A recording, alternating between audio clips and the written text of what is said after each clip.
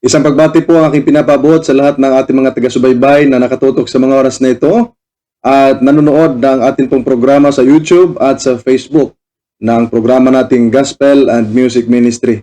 Nawa madatnan kayo ng programang ito na nasa mabuting kalagayan at higit sa lahat ay patuloy na masaya sa paglilingkod sa ating mahal na Panginoon. Sa mga oras na ito, mga minamahal namin ng mga suking taga-subaybay, ay magtatalakay ho tayo ng isang paksa na may kinalaman sa kautusan ng Diyos sapagkat marami po maging sa panahon natin ngayon ang mga umaatake, kumukontra, lumalaban sa atin pong itinuturo na kautusan ng ating Panginoong Diyos. But before that, bago tayo magpatuloy, ay makaririnig muna tayo ng isang tanging bilang sapagkat ang programa natin ay Gospel and Music Ministry. Narito po ang awit na atin pong mapapakinggan.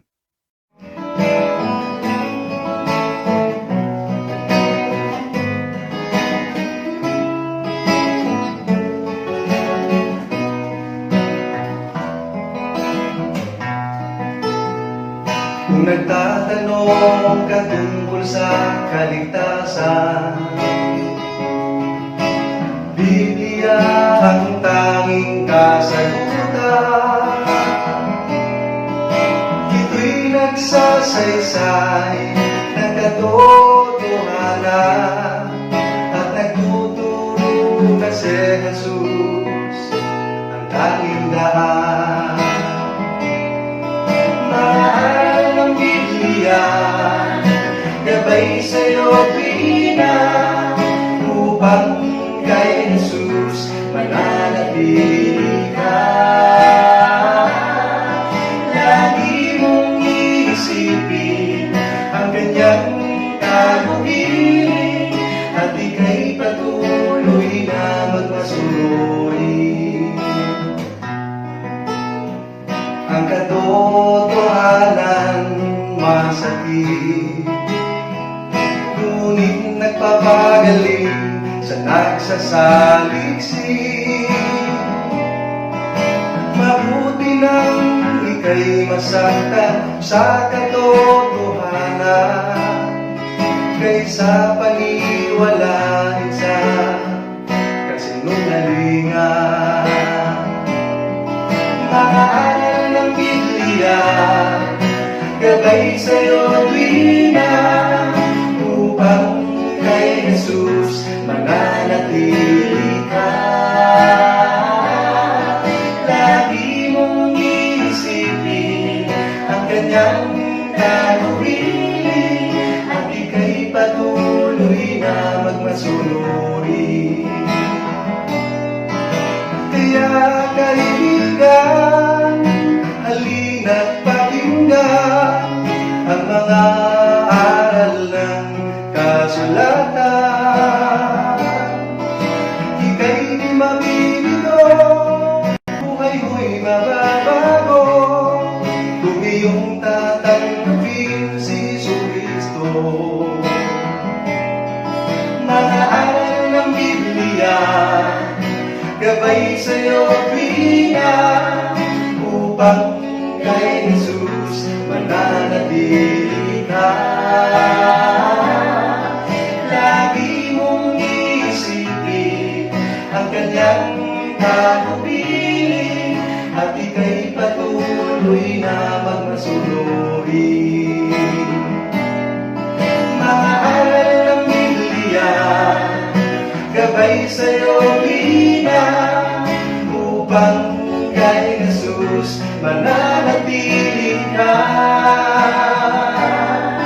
Lagi mong iisipin ang kanyang tagubilin at ika'y patuloy na magmasunuri. At ika'y patuloy na magmasunuri.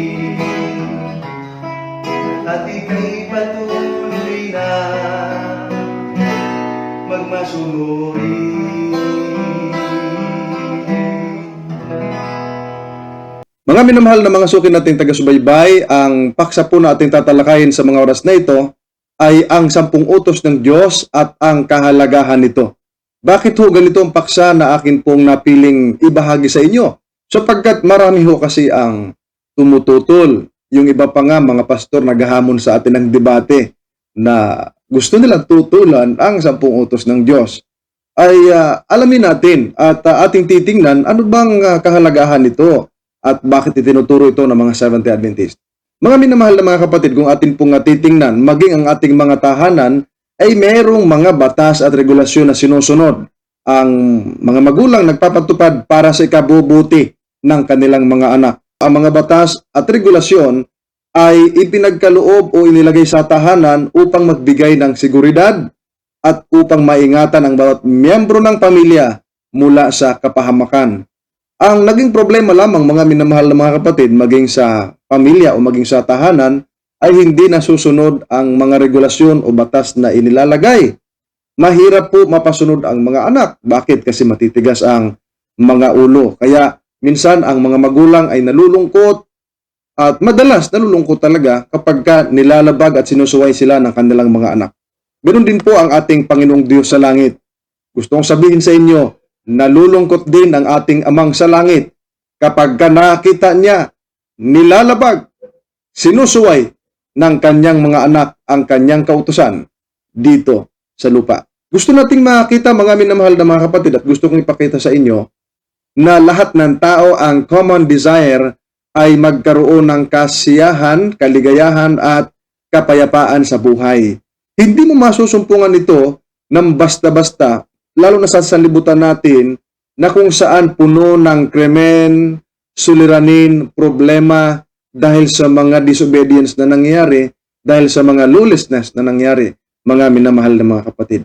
At kapag tayo naglalakad sa labas, hindi tayo sigurado sa ating buhay sapagkat marami po ang mga masasamang haka, marami masasamang isipan, marami mga masasamang tao ang hindi mo nakikilala at hindi mo nababasa ang isipan. Kaya nga, kapag lahat ng tao sumusunod sa utos ng Diyos, wala sanang problema. Kapag ang lahat ng tao sumusunod sa utos ng Diyos, may kaligayahan, may kapayapaan sa buhay. Ang wika nga po sa Kawikaan Kapitulo 29, ang talatay 18, ganito ang ating mababasa sa second phrase. Ang sabi ho ay ganito, siyang nag-iingat ng kautusan ay maligaya siya. Ano ang sabi sa Kawikaan? Yun anyang nag-iingat ng kautusan ay maligaya siya. Bakit? Madali lang po ang sagot. Sapagkat kapag iniingatan niya ang kautusan, ibig sabihin ay sinusunod niya ang kautusan, isinasabuhay niya, ay maligaya siya sapagkat una, wala siyang napupurisong tao. Wala siyang magiging kaaway. At higit sa lahat ay nagiging mahalaga at katanggap-tanggap siya sa ating Panginoong Diyos. Kaya maligaya siya. Ang wika pa nga ho sa Awit Kapitulo 40, ang versikulo 8, ganito ang ating mababasa. Aking kinalulugurang sundin ang iyong kalooban, O Diyos ko. Oo, ang iyong kautusan ay nasa loob ng aking puso. Kaya maligaya pala yung mga sumusunod sa utos sapagkat ang sabi dito ay, sabi diyan, nasa puso niya at magalak siya at nalulugod na sinusunod ang utos ng Diyos, mga minamahal natin ng mga taga-subaybay. Kaya kung ating titingnan, ay pagka ikaw ay sumusunod sa Diyos na hindi mabigat sa loob mo, sumusunod ka sa Diyos na mayroong pag-ibig, ay talaga namang maligaya ka sa araw-araw, mga minamahal na mga kapatid. Bibigyan ko po kayo ng ilang katangian ng utos ng Panginoong Diyos, no? Yung 10 utos. Ang ating makita nga, ito'y tinatawag ng iba na moral na utos, sapagkat magiging immoral ang isang tao kapag nilalabag ito. Unang katangian ng utos ng Diyos. Ang utos ng Diyos ay banal.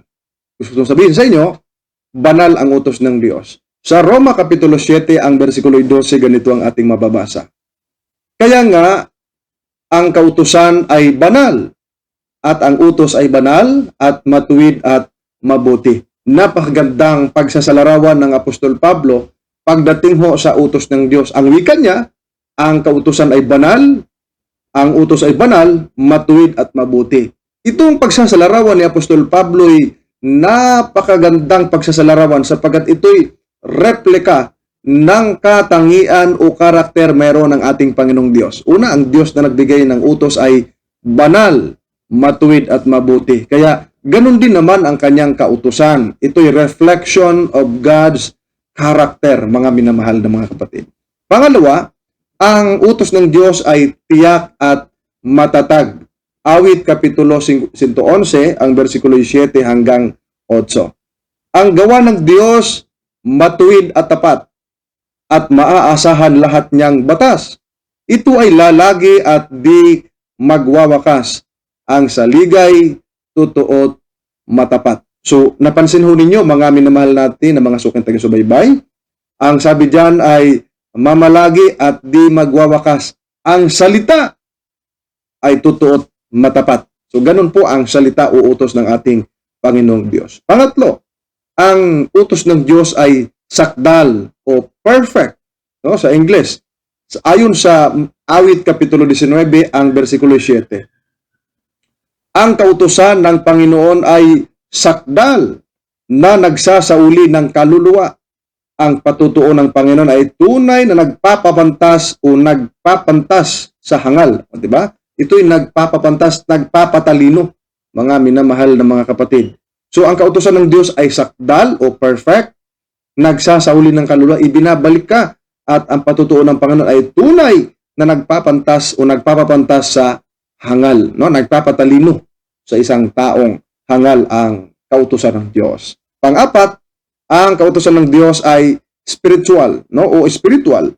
Sapagkat, ang sabi dito sa Roma 7:14, sapagkat nalalaman natin na ang kautusan ay spiritual, ngunit ako'y makalaman na ipinagbili sa ilalim ng kasalanan. So kung yung titingnan, mga minamahal na mga kapatid, spiritual ang utos sapagkat ang nabigyan ng utos ay spiritual din, no? Ang ating Panginoong Diyos. At hindi ito basta-basta na lumutang na lang ng bigla ang kautusan ng Diyos. Nung ito ibinigay niya sa unang bayan niya, ang Israel, kasi yun naman talaga ang una niyang bayan. Kaya nga ang tutol ng mga o ang mga tinututulan o argumento na ginagamit ng mga kumakalaban sa mga utos ng Diyos, isa-Israel lang binigayan. Hindi naman po pwedeng ibigay sa Pilipino yan. Wala namang Pilipino nung araw. Di ba?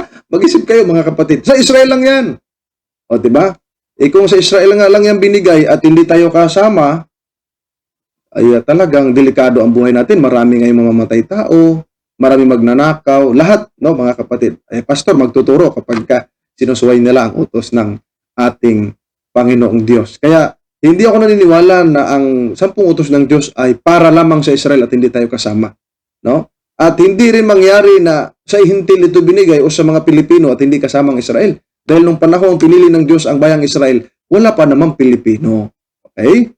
So, gusto natin sabihin, bago natin isa-isahin ang 10 utos ng Diyos, ay gusto nating sabihin na ang nagbigay po nito ang Diyos, ang sumulat ay Diyos, at ibinigay una kay Moises. Basahin natin ang Exodo Kapitulo 31, ang versikulo 18.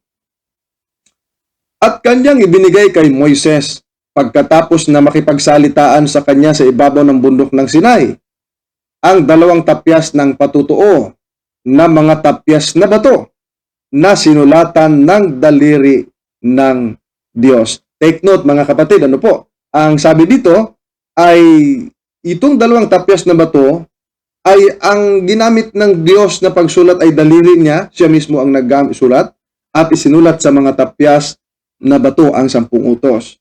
Exodo 32:16, at ang mga tapyas ay gawa ng Diyos at ang sulat ay sulat ng Diyos na nakaukit sa mga tapyas. So dito mga minamahal na mga kapatid, maliwanag at napakahayag, no, ng pagkasabi na ang Diyos ang may akda, siya ang sumulat, daliri niya ang ginamit, binigay niya kay Moises pagkatapos na makipagsalitaan siya at isinulat niya sa mga tapyas ng bato.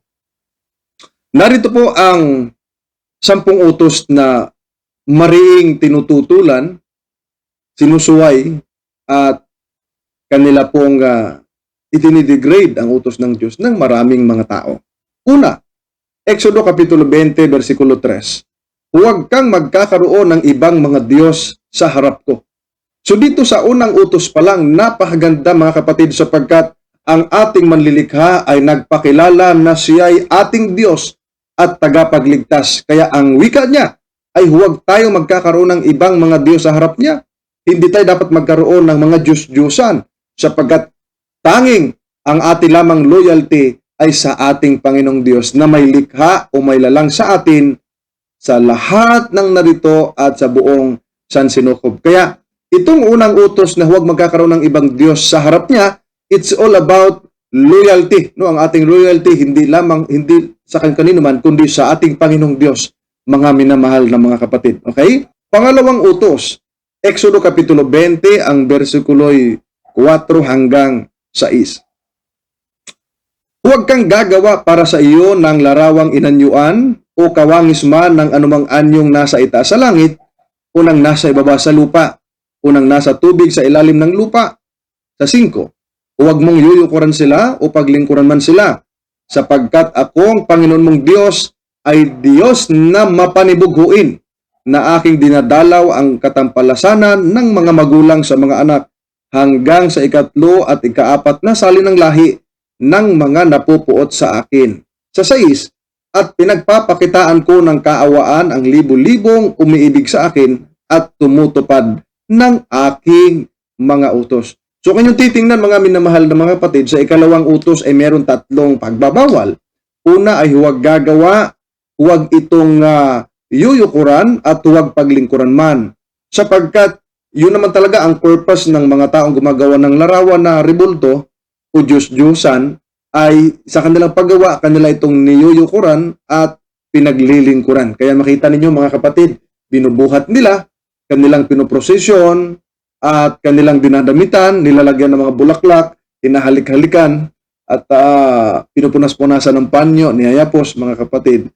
At nakapila pa nga ang iba no? Pipila doon, hahalik doon sa isang mukha ng rebulto. Ano po? So, bawal po ng Diyos yan. Sapagkat ang sabi dito, ang Diyos nating pinaglilingkuran ay Diyos na mapanibughuin. So, ang Diyos natin seloso. Totoo naman Siya ang Diyos na may likha sa atin, pero tayong mga nilikha niya, sasamba sa ibang Diyos-Diyosan, ay mali. Mali mga kapatid. Doon tayo sasamba sa tunay na Diyos na may likha sa atin.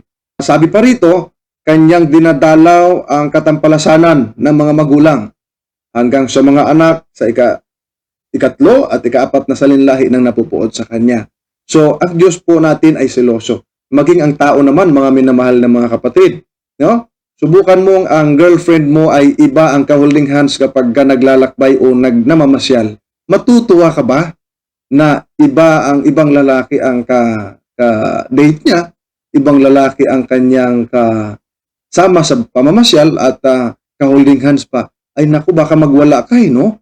Baka ikaw ay talagang gagawa ng hindi maganda dahil sa iyong tinding selos, no, kaibigan. Maging sa mag-asawa, ano po, kapag ibang lalaki o ibang babae ang katabi ng iyong asawang lalaki o ng isang asawang babae, matutuwa ka ba? Of course, hindi. Dahil ikaw ang asawa. Ganon din ang ating Panginoong Diyos. Dahil siya ang Diyos na may likha sa atin at tayo kanyang mga nilikha, dapat lamang na siya ating sasambahin. Kaya nga sa verse 6, ang sabi dito ay, nagpapakita ang Diyos ng kaawaan doon sa mga libu-libong umiibig sa Kanya at tumutupad ng Kanyang mga utos. Di ba nakita ninyo? Ang pag-ibig ay may kalakip ng pagtupad ng utos, mga minamahal na mga kapatid. Bakit ayaw ng Diyos na sumamba tayo sa mga rebulto o mga Diyos-Diyosan? Ano bang mayroon sa Diyos-Diyosan? Bakit marami ang mga sumasamba niyan? Ba't marami ang mga naloko? Na marami ang nadaya, mga kapatid? Dito ho sa mga awit kapitulo 105, 5, versikulo 4 hanggang 8. Ang kanilang mga Diyos-Diyosan ay pilak at ginto, iyari ng mga kamay ng mga tao. Sila'y may mga bibig, ngunit sila'y hindi nangagsasalita. Mga matay mayroon sila, ngunit hindi sila nangakakakita. Sila'y may mga tainga, ngunit hindi sila nakakarinig. Mga ilong ay mayroon sila, ngunit hindi sila nakakaamoy. Meron silang mga kamay, ngunit hindi sila nakakatangan. Mga paa ay meron sila, ngunit hindi sila nakakalakad, ni nagsasalita man sila sa kanilang ngala-ngala. Ang nagsisigawa sa kanila ay magiging gaya nila. Oo, bawat tumitiwala sa kanila. So ganito ang description o pagpapahayag ng Biblia sa mga Diyos-Diyosan. Ano anya? May bibig, hindi naman nagsasalita. May mata, hindi nakakakita. May kamay, hindi nakakahawak. May paa, hindi nakakalakad. May ilong, hindi nakakaamoy. So dito ipinakita, mga minamahal na mga kapatid, ay bakit mo sasambahin? Itao din ang gumawa. Okay? Ayaw ng Diyos na tayo sumunod sa mga ganyang bagay. Okay? Kaya nga sa verse 8, yung gumagawa ay magiging gaya nila at yung mga nagtitiwala doon sa rebulto, hindi na makikinig sa katotohanan. No? Mga minamahal na mga kapatid. Kaya nga, yung mga gumagawa ng rebulto, pakinggan ninyo ang sabi ng Biblia. Deuteronomio Kapitulo 27, versikulo 15. Sumpain ang taong gumagawa ng larawang inanyuan o binubo, bagay na karumal-dumal sa Panginoon, na gawa ng mga kamay na manggagawa at inilagay sa dakong lihim, at ang buong bayan ay sasagot na nagsasabi, siya nawa. Napansin ninyo anong sabi ng Biblia? Sumpain ang alin? Yung mga taong gumagawa ng larawang inanyuan. Ito pala ay karumal-dumal sa Panginoon. Mapapahamak tayo dyan, mga kapatid. Pagdating sa tunay na pagsamba, sapagkat ang ikalawang utos ay it's all about worship. Sasamba tayo doon lamang sa tunay na Diyos. Diyos na di nakikita. Sa Juan 4:23 at 24, ang Diyos ay Espiritu. So ang sasamba sa Kanya, sasamba sa Espiritu at katotohanan. Pangatlong utos, mga minamahal na mga kapatid, Exodo Kapitulo 20, versikulo 7, sabi ganito, huwag mong babanggitin ang pangalan ng Panginoon mong Diyos sa walang kabuluhan, sapagkat hindi aari ng Panginoong walang sala ang bumanggit ng kanyang pangalan sa walang kabuluhan. So dito ay pinapakita dito yung it's all about reverence, no? Paggalang, pagbigay galang, mga minamahal na mga kapatid. Sapagkat ang sabi nga ng Biblia ay sa 111 Gs ng 9 ng mga awit ay holy and reverence is His name. O, diba? Napaka-liwanag ng pagkasabi. Banal at kagalang-galang ang kanyang pangalan. So therefore, dahil banal at kagalang-galang ang pangalan ng Panginoon, ay huwag nating gagamitin o babanggitin sa walang kabuluhan. Sapagkat ito'y pagpapakita ng hindi pagrespeto sa Diyos na may lalang sa atin. Okay? So it's all about reverence. Huwag nating i-attempt na gamitin natin ang kanyang pangalan sa walang kabuluhan, no? Mga kapatid, dahil hindi natutuwa ang Diyos at hindi niya pawawalang sala yung gumagamit sa bagay na yan. Pang-apat, mga kapatid, Exodo Kapitulo 20, versikulo 8 hanggang 11.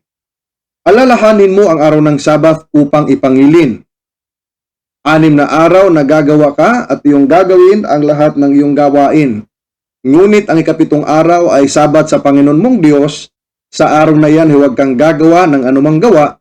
Ikaw ni ang iyong anak na lalaki, ni babae, ni ang iyong aliping lalaki, ni babae, ni ang iyong baka, ni ang iyong tagaibang lupa na nasa loob ng iyong mga pintuang daan. Sapagkat sa 6 na araw ay ginawa ng Panginoon ang langit at lupa, ang dagat at lahat ng nangaroon at nagpahinga sa ikapitong araw, na anupat pinagpala ng Panginoon ang araw ng Sabath at pinakabanal. So dito ay meron pong salita na remember o alalahanin mo ang araw ng Sabath upang ipangilin. Bakit nagsimula ito sa remember? Sa 10 utos ng Diyos, ito lamang ang utos na nagpapasimula sa remember. No? Bakit? Sapagkat ang tao ay may tendency na makalimot. Kaya alalahanin talaga. At ang sabi dito, 6 na araw tayong gagawa, ngunit ang 7 araw ay Sabat sa Panginoong Diyos. Sa araw na yun, huwag tayong gagawa ng anumang gawa. Sa English nga ay, thou shalt not labor. No? Walang gagawa o ito'y all about hanap buhay. No? Huwag tayo magtrabaho sapagkat ito'y Sabat sa Panginoon. At ang sabi diyan, sapagkat sa 6 na araw ay ginawa ng Diyos ang langit at ang lupa at ang lahat ng nangaroon at nagpahinga siya sa ikapitong araw. At pinagpala ng Diyos ang Sabat at ginawang banal. So dito, ang ika-4 na utos, mga minamahal na mga kapatid, ay it's all about sanctification and relationship. No? Relationship sa iyong Creator. na kung saan unang nagpahinga sa araw ng Sabat. At sanctification, mapapabanal tayo. Sapagkat ang Ezekiel chapter 20 verse 12, ang binigay ang Sabat para makilala natin na siya ang Diyos na nagpapabanal sa atin, no? Mga minamahal na mga kapatid. So ang Sabbath ay bigyan nating halaga sapagkat hindi lamang ito ay sanctification and relationship, ito pa din ay sign ng Diyos at sa kanyang bayan. So we should observe the Sabbath bilang sacred na binigay ng Diyos sa atin. Number 5. Ito po ay number 5 hanggang number 10, ito po ay pag-ibig natin sa kapwa, no? Sapagkat ang 10 utos ay nahati sa dalawa, pag-ibig sa Diyos at pag-ibig sa kapwa, no? Ang pag-ibig sa Diyos, yun yung una hanggang 4, mga kapatid, at yung pang-5 hanggang pang-10, pag-ibig sa kapwa. Number 5, Exodus chapter 20 verse 12, igalang mo ang iyong ama at ang iyong ina, upang ang iyong mga araw ay tumagal sa ibabaw ng lupa na binigay sa iyo ng Panginoon mong Diyos. Sa pang-5 utos, mga minamahal na mga kapatid, ay tumutukoy ito sa paggalang sa ating ama at ating ina. At ito lamang yung utos na may pangako. Ano yon? Tatagal ang buhay mo sa babaw ng lupa na binigay ng Panginoong Diyos. So ito po, it's all about respect for parental authority. No? Paggalang, pagrespeto sa otoridad ng ating mga magulang na pinagkaloob ng Diyos sa kanila. So, andun yun. Kaya mapansin ninyo mga kapatid, marami mga kabataan hindi tumatanda na mamatay ng maaga sapagkat nawawalan ng respeto, hindi kumagalang sa kanilang mga magulang, hindi sumusunod sa kanilang mga magulang, kaya napapahamak ng mas maaga. Okay? Mga kapatid. Pang-6, huwag kang papatay. Yun pong salitang huwag kang papatay sa English po mga kapatid ay thou shall not murder. Magkaiba ho kasi yung thou shall not kill tsaka sa thou shall not murder. Ang kill kasi mga kapatid ay hindi siya intentional. Ang murder ay intentional. Ibig sabihin, kaya pag may taong pumatay, ang tawag doon ay murder, no? Sinadya yun, no? Pero pag kill, napatay mo, ay hindi mo naman sinadya, ay mas mababaw yung kasalanan. At meron po yung tawag natin ay meron po yung laban pagdating sa kaso. Kaya ang tamang salin dito sa English ay thou shall not murder, mga minamahal na mga kapatid. Bakit? It's all about respect for human life. Ang buhay ay galing sa Diyos at dapat ingatan ng bawat isa. Wala kang karapatan, you don't have right, no, to kill anyone, to kill somebody, sapagkat sila ay nilikha ng Diyos. Kaya mahalaga, magkaroon tayo ng respeto sa ating kapwa, no, mga kapatid, sa pamamagitan ng hindi pagpatay. So meron itong katumbas, kung hindi ka papatay, bumuhay ka, ibig sabihin, tumulong ka, no? Tumulong ka sa mga nangangailangan. Pang-7, Exodus 20 verse 14, huwag kang mangangalunya. So dito, dahil huwag mangangalunya, ibig sabihin, isang-isa lang ang iyong dapat asawa, no? Walang sabit, no? Walang labis, dapat walang sobra, mga kapatid. Ang asawa ay ipinagkaloob ng Diyos yan. At dapat magkaroon ng purity sa relationships, mga kapatid. Kaya dapat wala yung pangangalunya na tinatawag, mga minamahal na mga kapatid, no? Dahil sa pangangalunya, nasisira ang pamilya. Sa pangangalunya, nasisira ang buhay ng mga anak. Sa pangangalunya, nasisira yung marriage, mga kapatid, na itinayo ng ating, in-establish ng ating Panginoong Diyos. So it's all about purity in relationships. Mahalaga ang pagiging tapat ng asawang lalaki at ng asawang babae. Exodus chapter 20 verse 15, sa pang-8 utos, huwag kang magnanakaw. So, binigyan tayo ng Diyos ng kamay, isip, buong katawan para magamit sa pamumuhay, mga minamahal na mga kapatid. So, bakit ka kailangan magnakaw kung pwede ka namang maganap buhay ng marangal, kaibigan, no? So, it's all about honesty, no? Huwag magnanakaw. Huwag mo kailangan ang bagay na hindi sa iyo, mga mahal na mga kaibigan at kapatid. Pang-9, Exodus 20 verse 16, huwag kang magbibintang sa iyong kapwa, or thou shalt not bear false witness against thy neighbors. So ito po ay, it's all about truthfulness. Magsasabi ka ng katotohanan at pawang katotohanan lamang. Huwag kang magbibintang sa iyong kapwa dahil ito'y pagsisinungaling laban sa Diyos, mga kapatid, no? Pang-10, Exodus 20 verse 17, huwag mong iimbutin ang bahay ng iyong kapwa, huwag mong iimbutin ang asawa ng iyong kapwa, niyang kanyang aliping lalaki o babae. niyang kanyang baka, niyang kanyang asno, ni anumang bagay ng iyong kapwa. So, kung anumang meron ng iyong kapwa ay huwag mo nang iimbutin. So, ito'y tumutukoy sa it's all about contentment. No, makontento ka kung anong mayroon sa'yo, anong pagpapalang ipinagkaloob ng Diyos sa iyo, mga kapatid. At huwag mo nang iimbutin dahil magdadala ito sa pagkakasala, mga minamahal na mga kaibigan at mga kapatid. So, bakit po natin kailangang sundin ang 10 utos ng Diyos? No? Dahil marami nga kasing lumalabag, maraming tumututol sa 10 utos. Bakit kailangang sundin ang 10 utos ng Diyos? These are the reasons natin po nga pasunod-sunod kung bakit dapat sundin ang 10 utos ng Diyos. Number 1, sapagkat ito ay tungkulin natin. No? Ang tungkulin natin ang sumunod, hindi at lumabag. Ecclesiastes Kapitulo 12, ang mga bersikulo 13 hanggang 14. Ito ang wakas ng bagay. Lahat ay narinig. Ikaw ay matakot sa Diyos at sundin mo ang kanyang mga utos sapagkat ito ang buong katungkulan ng tao. Sapagkat dadalhin ng Diyos ang bawat gawa sa kahatulan, pati ng bawat kubling bagay, maging ito'y mabuti o maging ito'y masama. So dito, mga minamahal na mga kapatid, mga kaibigan, sabi diyan, ito ang wakas ng bagay, lahat ay narinig na, matakot ka sa Diyos at sundin mo ang kanyang mga utos, sapagkat ito ang buong katungkulan ng tao. What is the whole duty of man? To obey God's law. No, mga kapatid, ito'y pagsunod, hindi paglabag sa utos ng Diyos, mga minamahal na mga kapatid. Kaya nga, ikaw ay matakot sa Diyos at sundin mo ang kanyang mga utos. Next, ay mayroong binanggit dito sa mga awit, Kapitulo 119, 65 at 66. Ang sabi ganito, dakilang kapayapaan ang tinatamo nila na nagsisiibig ng iyong kautusan at sila'y walang kadahilanang ikatitisod. Napansin ho ninyo, dakilang kapayapaan niya ang alin? Ang matatamo ng mga nagsisiibig ng kautusan ng Diyos at walang kadahilanang matisod sila. Yung matisod, yung mga lumalabag. No, mga kapatid. No? Kasi lumalabag, kaya natitisod eh.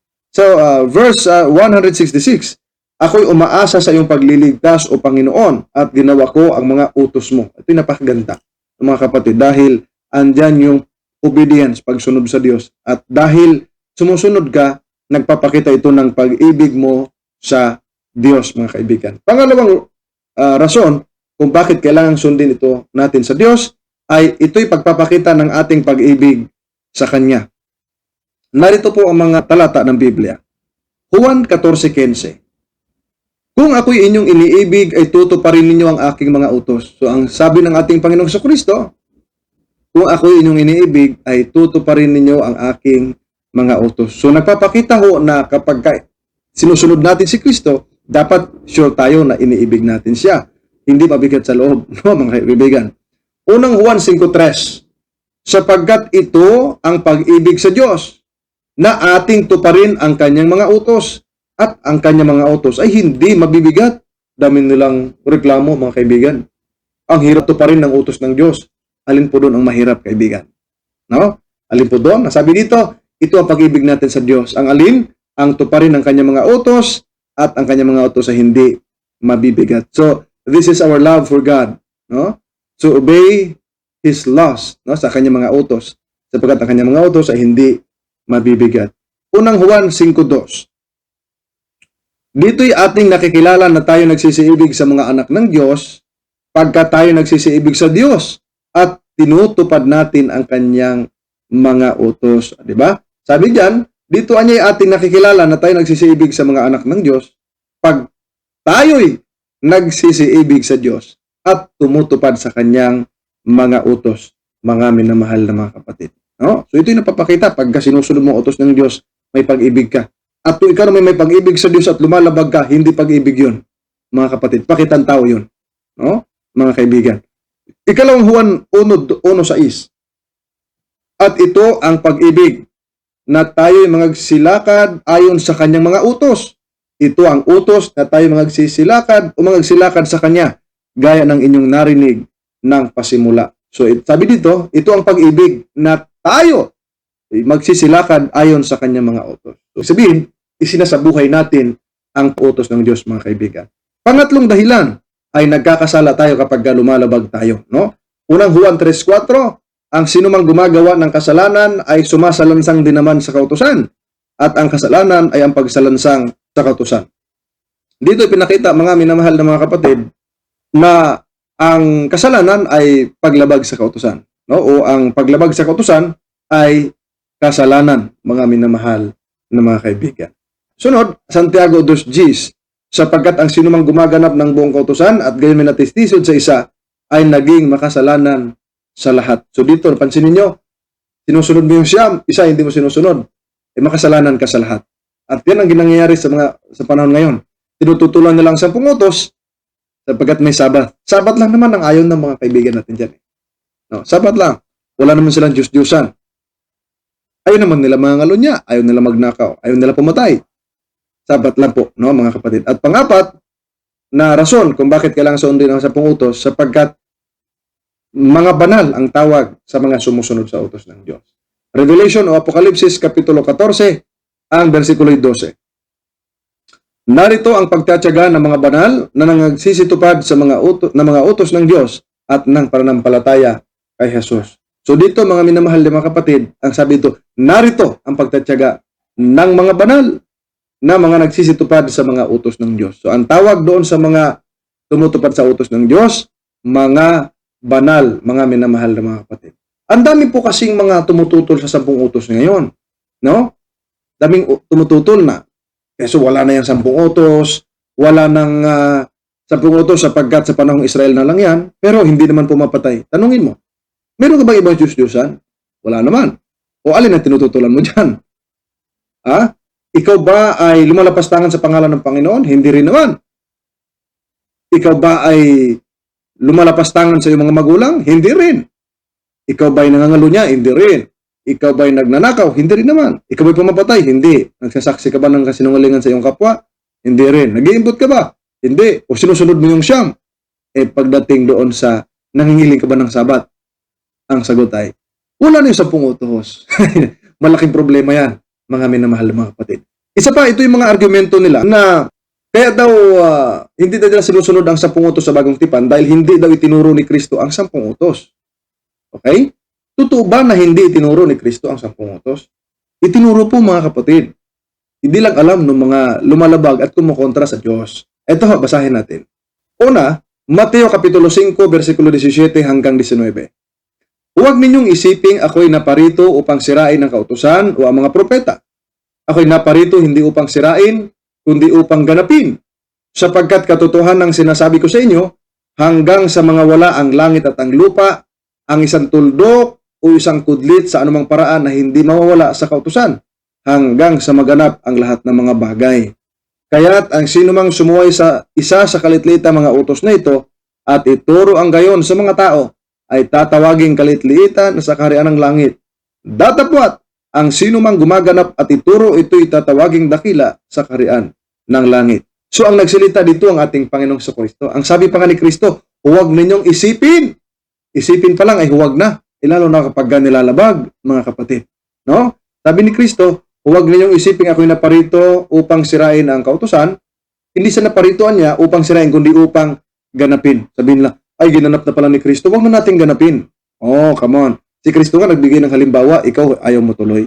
Bakit? Sabi ni Kristo, hanggang sa mga wala ang langit at ang lupa, ang isang tundok o isang kudlit, sa anong maparay hindi mawawala sa kautusan. Tanong natin, wala na bang langit?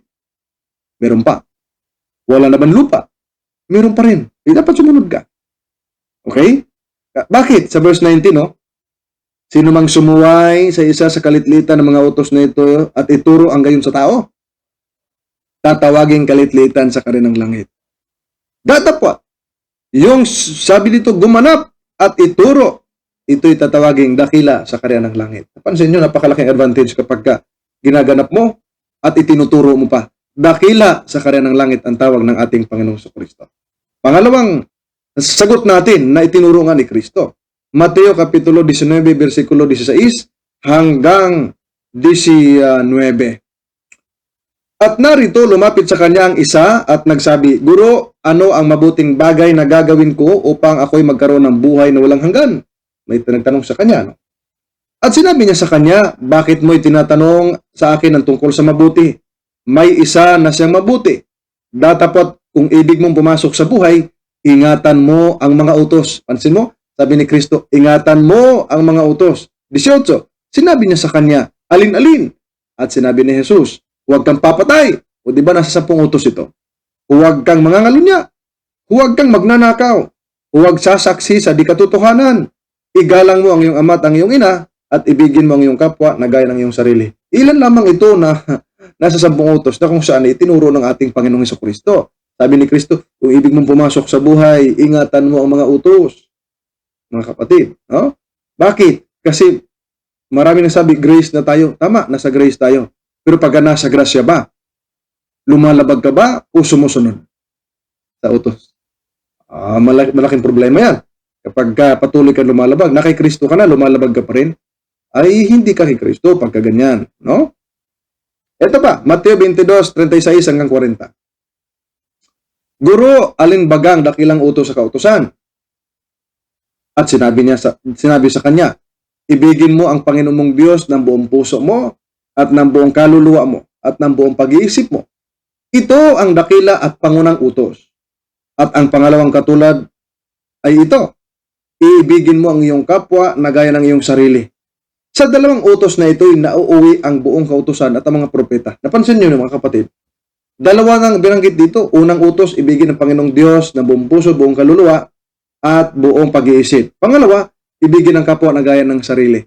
Dalawa na yun. Bakit dalawa?